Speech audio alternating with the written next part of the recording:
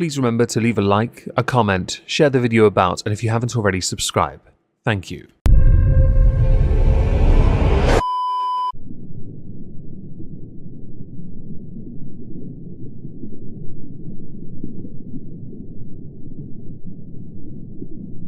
Well, isn't this just fantastic? Hello everyone, welcome to another edition of Where Are They Now? Today we are going to be taking a look at the year of 2024 for Dylan Mulvaney. Now Dylan has a very different path to others that Dylan gets compared to, like Jeffrey Marsh. Dylan's path centers around TikTok and Instagram. As far as a social media influencer goes, this is about it. Because Dylan, obviously, as everyone knows, in 2023 had quite the negative. So 2024 is an interesting one. Unlike someone like Jeffrey Marsh that is everywhere and simultaneously going nowhere. I did not in 2024 make a single video on Dylan, so we're going to be relying on their presence on TikTok and Instagram to see what they've been up to over the course of the year. In January, they started strong on Instagram by posting a picture, this picture, with their passport being updated to affirm their gender. F for respect, everyone. Now, while regularly getting a lot of criticism still to this day, they still make time to make many appearances at popular events like, for example, here, the Golden Globes. Although I think one of the comments that's quite interesting is, "You're one of the most relevant women in the world right now, why wouldn't you be there?" As far as like, dislike, or engagement on Instagram goes, it can be argued Dylan has a huge presence on Instagram. Hundreds of thousands of likes for every single post. Hundreds of thousands of views on TikTok per upload. It wasn't the millions, but it is declining over there a little bit. But still, hundreds of thousands for every single upload. As far as Instagram goes, the only other post of note is Dylan Mulvaney going skiing for the first time in 12 years. The majority of the comments were criticising Dylan for not wearing a helmet. I thought they were going to call Dylan a helmet, but that's an Englishism, isn't it? Now, as far as TikTok goes for the month of January, the only video I found that I believed would be personally quite interesting was one that resonates somewhat quite well with everyone, concerning how to get someone's number the easiest way possible, which in turn then raises queries and commentary concerning Dylan's trivializing of girlhood, womanhood by going over the top for so long. But I understand that the whole affirming thing becomes a part here. I'll play that clip before we go to February. Oh, thank God. Honey, I hope it's a good time because we need an emergency meeting. So, y'all know I like to get dolled up. And I was going to get a bagel this morning after a sleepover with my friend, and I had to borrow her sweatpants. So I'm standing in line for the bagel, looking like this, which is not a normal Dylan outfit. Hottest guy I've ever seen in my entire life. Can I get your number?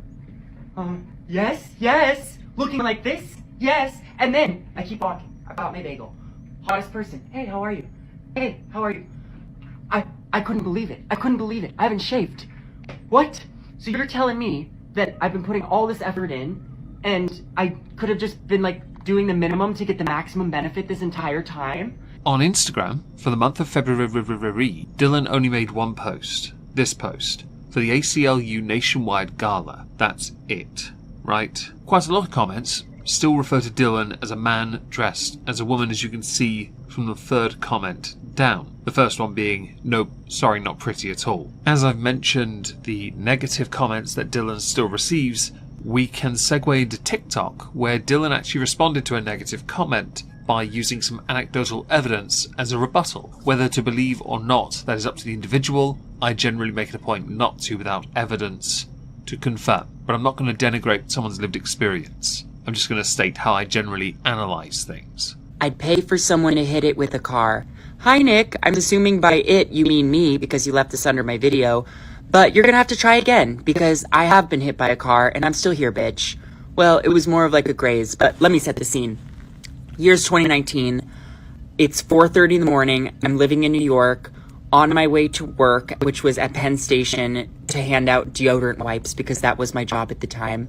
And I'm walking in a crosswalk, had just woken up, and boom, got hit by a car. I know many want to just be negative towards Dylan, I fully understand that. But I will admit, a part of me is very proud that Dylan actually has some bite. Because you should have, most humans do, If you don't, something is wrong with you. We can't have more than one Mark Zuckerberg on this planet, i.e. a sodding robot. The only other video of note I bothered to pay attention to concerned day number 705 of Being a Girl, which was released on the 15th of February and is a Valentine's Day video. I thought I'd play a little clip from that before we head into March. It's day 705 of Being a Girl, and today is Valentine's Day. Happy Valentine's!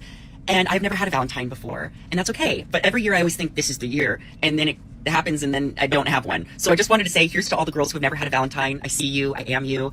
And sometimes I wonder if it's better that we actually haven't experienced romantic love so that we won't crave it once it's gone, if that makes sense. And on days like today, I'll often run down all the reasons why someone wouldn't want to be with me, like I'm a theater kid, I'm hyper feminine, I never shut up. But more recently I've added, like, I'm trans, I'm publicly known, I have baggage. Like, who's going to want to bring this home to their parents?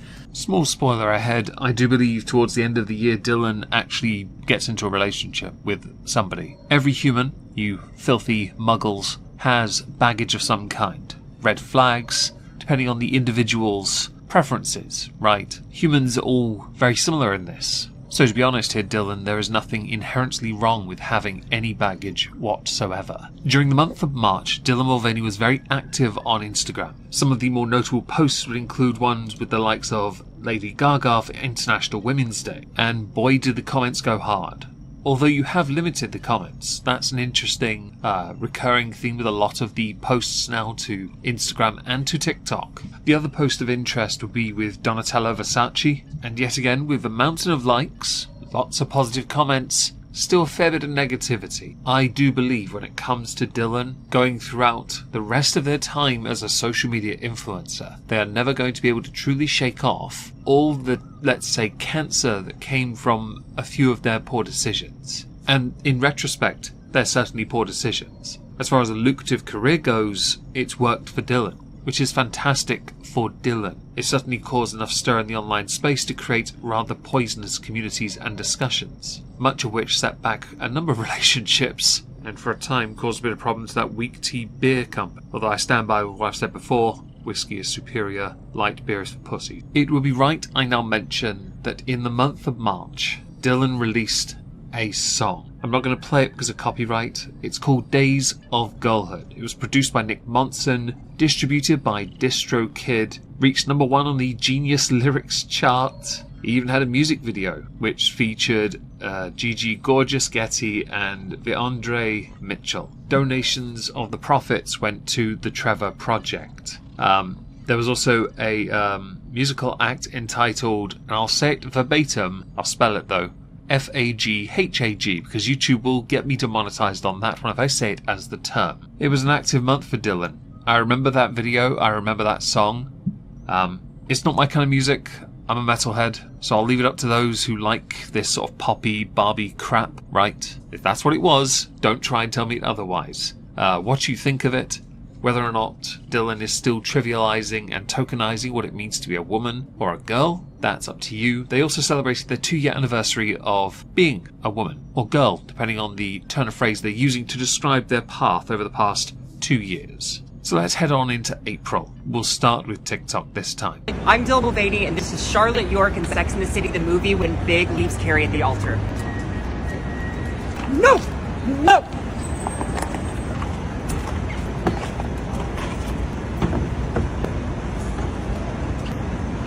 Now you may be wondering why I chose that one when there are many others in the month of April. It's because the majority of them in April involve Dylan singing songs or playing music that would on YouTube get copyright claim. So I have to play the game of find the content without the singing. At this point in the year, Dylan's views on TikTok are still in the millions. I earlier stated near the start, hundreds of thousands. Yeah, there's a decline happening soon, don't worry. Now over on Instagram, a lot of the content from TikTok does get posted there. Not all of it, quite a bit though. Earlier I mentioned Dylan, as a form of foreshadowing, got into a relationship perhaps. Here is the picture of what I believe was the belief part of relationship blossoming, right? Much romance in Paris, I know. Second comment, now try and go make a baby.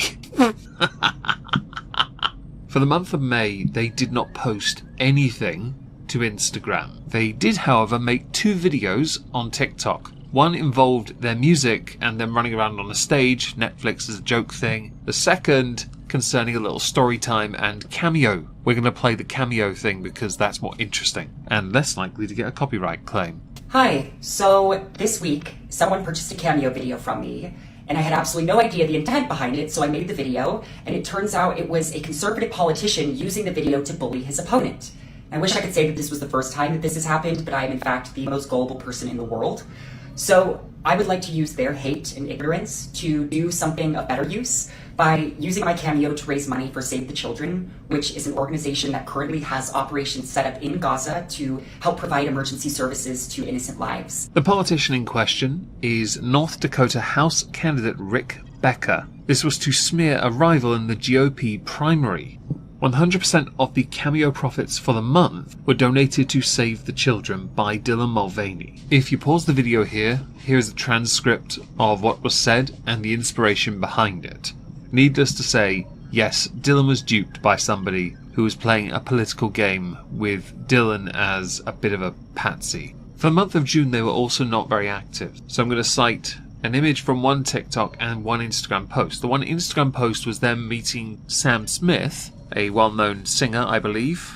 I've heard about them. Didn't they do a song for James Bond? Right. Okay. And once declare if they could be a fisherman, they'd be a fisher then. Okay. The other thing of notice, or worthiness, for this video is this image that comes from one TikTok after a night out, drinking and kissing people, I would assume. I don't really get the context, but it's because I'm stupid. Yeah. Now, as they head into July, they're more active again on social media, more notably on Instagram, releasing a number of posts about FAGHAG, that show we earlier discussed, because they're on the promotional trail. On TikTok, they start the month by talking about vision boards. Very exciting stuff, very creative. And today's actually my half birthday, so I thought we could celebrate by doing a vision board update. A vision board update. Y'all know I love a vision board. The theme of this year was to bet on yourself every time, and I definitely think I'm betting big, baby, this year. Find my fight. I'm a fighter, and to feel like that girl, and I do. I was supposed to eat more vegetables, and this one's going really poorly. If you see me out in public and there's a juice place or a smoothie place nearby, just force it down my throat. I need sustenance. Dating, nothing serious, but some fun. Well, I guess that answers the dating thing definitively, doesn't it? Thanks. Something I've noticed is, even though Dylan is active, they are very sporadic and selective with what content they produce now. This in turn is leading to the inevitable decline side of Dylan's online presence. Whereas videos got millions of views, they're now down to single million, and they're creeping down and down and down. So in July you see on the screen 4 to 5 videos, not really worth much, really. There is some music, by the way. There's some commentary about moments that changed your life, right? There's some thing called Charlie XCX. I have no idea what that is, but that features in one of these videos. It's a less is more approach, I guess, but it's running out of less is more good graces, heading into August anyway.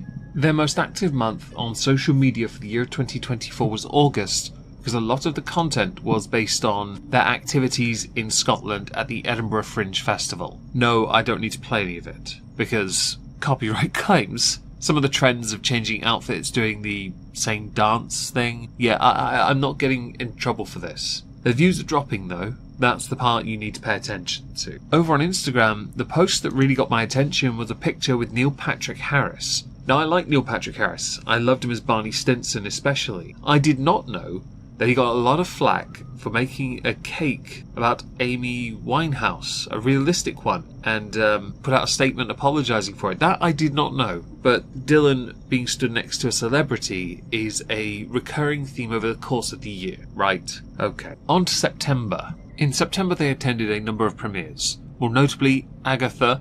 They also attended the Emmys, where some of their friends won awards. On Instagram they didn't post so much. On TikTok they did, the more notable of which was with Jojo Siwa. It's playing on the screen without audio because girlhood song. I don't want to play that. Jojo Siwa is enough of a contentious individual this year, especially for themselves. They're precious. But this doesn't exactly do you any favours. Now, it's not long after this upload that things start to diminish on the TikTok account view-wise of Dylan Mulvaney. So let's head into October. The one major story of note in October was not the 20-minute date thing in Amsterdam via Scotland or something like that. No. It's that Dylan Mulvaney is releasing a book. Now, before I play that clip, I just want you to have a look at this.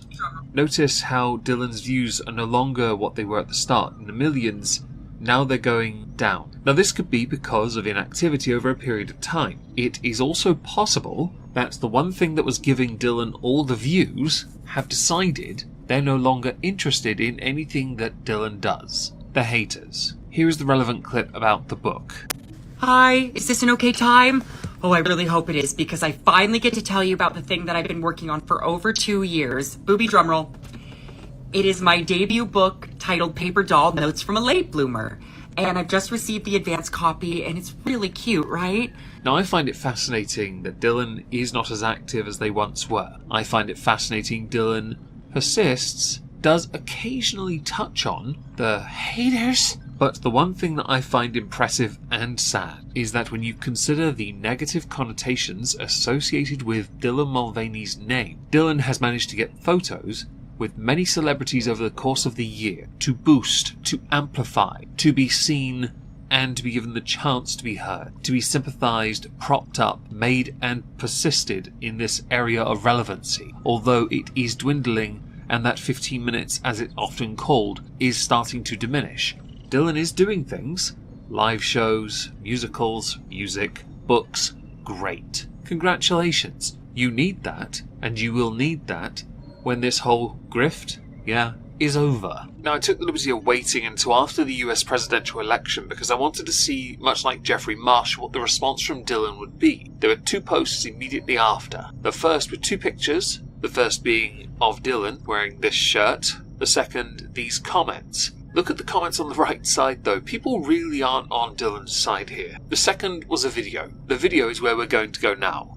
No, it's not a good time. And ladies, I think a lot of us are angry for many reasons, but I'm specifically angry at the rules. If you don't know what the rules are, it is a book written in the 80s on how to change yourself so that you can get a man and how you can marry one. Couple points of note. Firstly, the book was released in the 90s, not the 80s. By modern day standards, it's anti-feminist and anti-men. Virtually all of it within the book is outdated. But the satirical aspect of Dylan Mulvaney is shining through here with this book. You'll understand why in a moment. And I got this as a recommendation. I was in a bridal party a few weeks ago, and some of the bridesmaids had read this, and it had worked for them, so I bought it. And I read the whole thing, and I did it. I was implementing the things in my life. And that's coming from someone who I think is a really fun, hot, silly gal. And I was actually changing things about myself so that I could win over a straight man. Yeah, that's bait. You know this, right? We all know that comment is bait. Because by definition it's catfishing, isn't it? There's no way Dylan read the book properly and took on board without looking at it and thinking, oh, I can make a quirky little TikTok with this to make a subliminal point, as if it wasn't obvious enough. What the f*** was I thinking? I mean, this is the dumbest shit I've ever read in my life, now that I think about it. And I'm sad that I even did this for a second. And I know some of you have, you've been out there for years. I just kind of started at this, and I think I'm out. I think I'm going to adopt a cat, I'm going to buy a pussy, and I'm going to lean into becoming a quirky, old witch that I've always supposed to have been. So, not everything's bad. I'm going to the Wicked premiere tomorrow, so. As you can see, when it comes to political discussions, Dylan doesn't really like to directly get involved, per se. More throws some sly digs here and there, right? The book thing has been like a recurring theme throughout the year. The little book recommendation here and there, review of those books. And I guess with this we can actually finish the year of 2024 for Dylan. We can finish by saying the following. Dylan's star power is well and truly in the waning stages, the twilight years. It was never meant to burn that long, and I think Dylan knew that. Ever since the Bud Light controversy, Dylan has been riding, coasting, on a rather interesting downward turn that for a while had plateaued, because there was no chance of going any higher without being enabled further. But with what has happened with the US election result, the popular vote, the Electoral College, the voices of the likes of Dylan Mulvaney and many others that push dangerous ideas are going to be challenged over the next 4 years. Whether Dylan wants to persist or not is up to Dylan. As far as the content creation goes, their best hope is, well, Instagram really, because TikTok is starting to go. Keen to see what they try to do in 2025 though. I live to be impressed.